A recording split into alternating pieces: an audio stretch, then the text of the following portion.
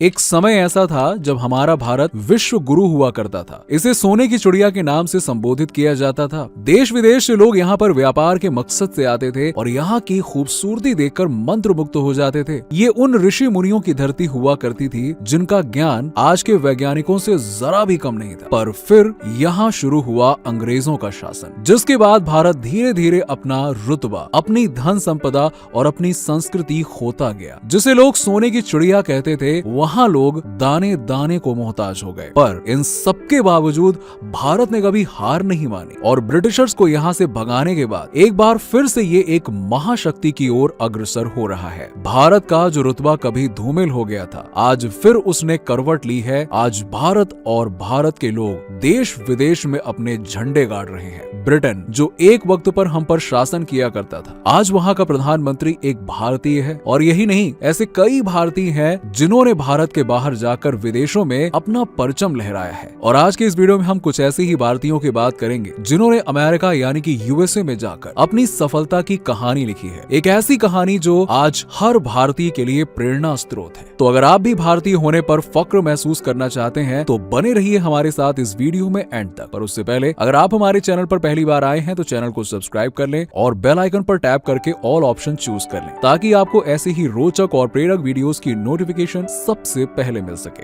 दोस्तों, पिछले 20 से 30 सालों में यूएसए में नई नई तकनीकी और औद्योगिक कंपनियों के उदय के पीछे प्रवासी भारतीयों का एक महत्वपूर्ण हाथ रहा है। एक रिसर्च की माने तो अमेरिका में टेक्नोलॉजी के क्षेत्र में काम करने वाले लगभग 7,300 स्टार्टअप्स में से 26% स्टार्टअप्स ऐसे हैं जिसमें कोई एक भारतीय सीईओ या फाउंडर शामिल है। और ये सिर्फ टेक्नोलॉजी तक ही सीमित नहीं है। कई ऐसे प्रतिभाशाली भारतीयों ने प्रौद्योगिक और मीडिया के क्षेत्र में भी अपनी छाप छोड़ी है। आज लगभग हर बड़ी अमेरिकी प्रौद्योगिक कंपनी में भारतीय मूल के एक्सपर्ट सबसे आगे हैं। और आज हम ऐसे ही 10 प्रवासी भारतीयों के बारे में आपको बताएंगे। और जैसे कि हमने आपको बताया कि वीडियो को एंड तक देखने के बाद आपका सीना, यकीन मानिए, गर्व से चौड़ा हो जाएगा। नंबर 10, इंदिरा नूई। वो कहते हैं ना कि जब कोई महिला किसी बड़े मुकाम को हासिल करती है तो वो अन्य महिलाओं के लिए भी आगे बढ़ने की राह बना देती है। कुछ ऐसा ही भारत में जन्मी इंदिरा नूई ने भी कर दिखाया। ये भारत की पहली महिला थी जो यूएसए की ग्लोबल कंपनी पेप्सिको की सीईओ के पद पर बैठी। इनका जन्म 28 अक्टूबर 1955 को चेन्नई में एक तमिल परिवार में हुआ था। साल 1994 में उन्होंने यूएसए बेस्ड पेप्सिको में बतौर एम्प्लॉय काम करना शुरू किया था। पर इस कंपनी के साथ लगातार जुड़े रहने और अपनी कड़ी मेहनत के कारण उन्हें साल 2006 में पेप्सिको का सीईओ बना दिया गया। और तो और उन्होंने इस पद पर लगभग 12 साल तक का समय बिताया और अंत में 2018 में आकर उन्होंने इस पद से इस्तीफा दे दिया। उनके इस 12 साल के कार्यकाल के बीच में उन्हें साल 2007 में भारत में पद्म भूषण से सम्मानित भी किया गया। और यही वजह है कि आज वो पूरे विश्व में महिलाओं के लिए प्रेरणा का स्रोत है। नंबर 9, कमला हैरिस। भारतीय मूल की कमला हैरिस ने साल 2021 में यूनाइटेड स्टेट्स ऑफ अमेरिका की 49वीं और पहली भारतीय मूल की महिला उपराष्ट्रपति बनकर इतिहास रच दिया। यूं तो उनका जन्म यूएसए के कैलिफोर्निया में हुआ था, पर उनकी मां श्यामला गणेशन एक भारतीय थी। कमला ने 1990 में लॉ की डिग्री लेने के बाद वकालत करना शुरू किया था और धीरे धीरे वो इस क्षेत्र की एक माहिर खिलाड़ी बन गई थी। कमला एक अच्छी वकील होने के साथ ही साथ एक अच्छी लीडर भी थी। और यही वजह थी कि साल 2017 में जब उन्होंने कैलिफोर्निया में सेनेटर के पद के लिए चुनाव लड़ा तो उन्हें एक बड़ी जीत हासिल हुई और उन्हें सेनेटर का पद मिल गया। इसके बाद साल 2021 में अमेरिका के उपराष्ट्रपति बनकर कमला हैरिस ने इतिहास रच दिया।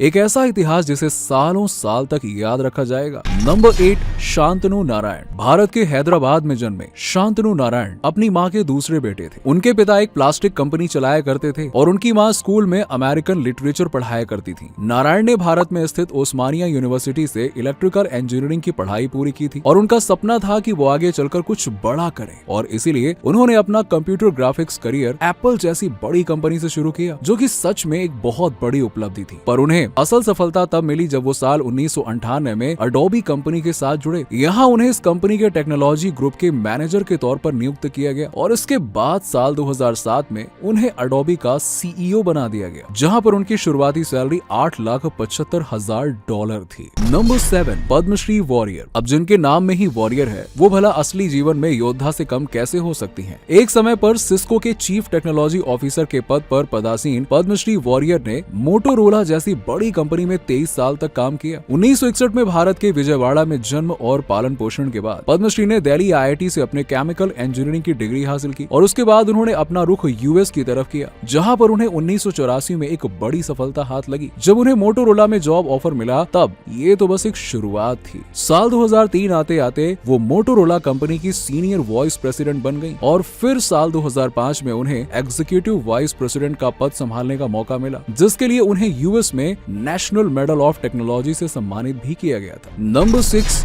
जय चौधरी। जय चौधरी एक ऐसे इंडियन अमेरिकन एंटरप्रेन्योर हैं जो Zscaler के सीईओ और संस्थापक हैं। और आपको बता दें कि Zscaler वर्तमान में एक लीडिंग क्लाउड सिक्योरिटी फर्म के साथ साथ दुनिया की सबसे बड़ी क्लाउड सिक्योरिटी सोल्यूशन कंपनी में से एक है। Zscaler की मार्केट वैल्यूएशन आज करीबन 15.47 बिलियन डॉलर्स है। चौधरी का जन्म भारत के हिमाचल प्रदेश राज्य के ऊना जिले के एक हिमालयन गांव पनोह में हुआ था। उन्होंने अपनी बैचलर की डिग्री BHU वाराणसी से ली थी और फिर MBA के लिए वो यूनिवर्सिटी ऑफ सिंसिनाटी चले गए। अब आपको जानकर हैरानी होगी कि Zscaler के साथ साथ जय चौधरी ने एयर डिफेंस, सिफेट्रिस्ट, केहर बोर और सिक्योर IT जैसे स्टार्टअप कंपनी की भी स्थापना की हुई है। नंबर 5, अजय भट्ट। अब आप सबने USB का नाम तो सुना ही होगा और निश्चित ही इसका इस्तेमाल भी किया होगा, पर क्या कभी आपने ये जानने की कोशिश की कि आखिरकार USB को सबसे पहली बार किसने खोजा या बनाया होगा? नहीं ना, वो कोई और नहीं बल्कि भारतीय मूल के अजय भट्ट ही थे, जिन्होंने साल 1995 में USB टेक्नोलॉजी का आविष्कार किया था। उन्हें ये आइडिया तब आया जब उन्होंने देखा कि उनकी पत्नी को डॉक्यूमेंट्स प्रिंट करने में प्रॉब्लम आती थी, क्योंकि उस वक्त डिवाइसेस को कंप्यूटर से कनेक्ट करने के लिए कोई एक स्टैंडर्ड कनेक्टर नहीं हुआ करता था। जिस वक्त ये आविष्कार हुआ था उस समय अजय इंटेल कंपनी के एम्प्लॉय थे, पर आपको जानकर हैरानी होगी कि उनके इन्वेंशंस में बस USB ही नहीं है, उन्होंने आगे चलकर AGP यानी कि accelerated graphic ports, PCI express, platform power management architecture जैसे डिवाइसेस का भी आविष्कार किया, जिस वजह से उन्हें साल 2010 में the 50 most influential global Indians के लिस्ट में भी शामिल किया गया था। नंबर 4, विनोद खोसला। इनका जन्म 1955 में भारत के दिल्ली शहर में हुआ था। शुरुआत में ही उन्हें अपना करियर टेक्नोलॉजी के क्षेत्र में ही बनाना था। उन्हें इसकी इंस्पिरेशन साल 1968 में एक आर्टिकल को पढ़ के मिली, जिसमें इंटेल की स्थापना की कहानी छपी हुई थी। जिसके बाद उन्होंने IIT दिल्ली से अपने इलेक्ट्रिकल इंजीनियरिंग की पढ़ाई पूरी की और US चले गए। वहां जाकर उन्होंने कार्नेगी मेलोन यूनिवर्सिटी से बायोमेडिकल इंजीनियरिंग में अपनी मास्टर्स की डिग्री की और फिर Stanford graduate school of business से बिजनेस स्टडीज में मास्टर्स की डिग्री भी हासिल की। साल 1982 में अन्य 3 फाउंडर्स के साथ मिलकर उन्होंने सन माइक्रोसिस्टम नाम की कंपनी बनाई, जो कि काफी सक्सेसफुल हुई। सन माइक्रोसिस्टम्स ने ही जावा सॉफ्टवेयर लैंग्वेज बनाई, जो कि आज भी